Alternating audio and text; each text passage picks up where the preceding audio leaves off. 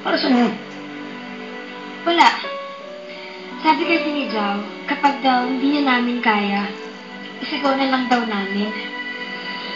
Alam mo, Mikay, ako na nga kasama mo ngayon. Pero iba pa rin iniisip mo. Naalala ko lang naman. Alam mo yung style na yun ni Joe, medyo... Hindi sa inaano ko si Joe, ah. Pero feeling ko masyado siyang... kasi nakakagulat siya, di ba? Tapos pwede pa na pagkamala na baliw. Sino mo bigla kang sumisigaw? Eto, mas magandang style.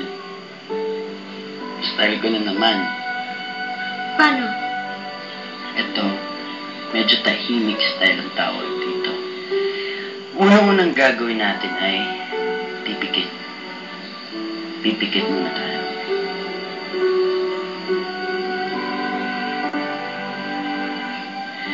Tapos, wala tayong iisipin. Kung hindi, ang magbilang hanggang 5 minutes. Habang nakapikit, ah. Tapos, wala ka dapat iisipin. Sobrang kalmado ka lang. Inhale. Exhale. Inhale. Exhale. Inhale. Exhale. Okay. Ngayon, Mikay, walang papasok sa isip mo. Wala kang iisipin. Pero kung may pumasok man sa isip mo,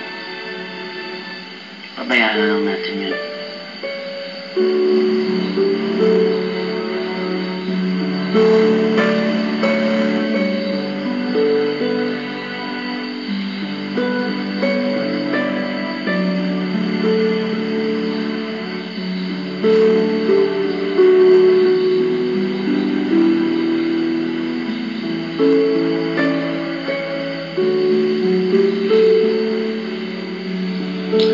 Ayun, parang ako, kagaya ngayon.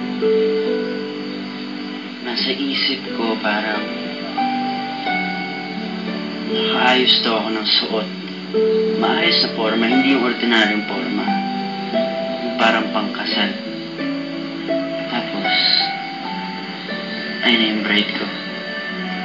Naglalakad na siya papunta sa akin. At sobrang masyadong maganda. Tapos, Tapos, tataas ko na yung belo niya.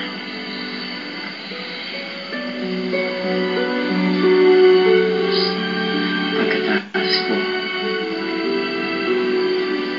ano ginagawa mo?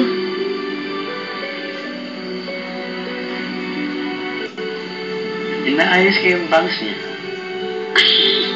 Kira, nakuloko ka talaga eh, no?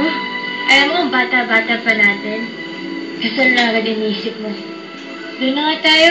Ano pa naisip mo eh?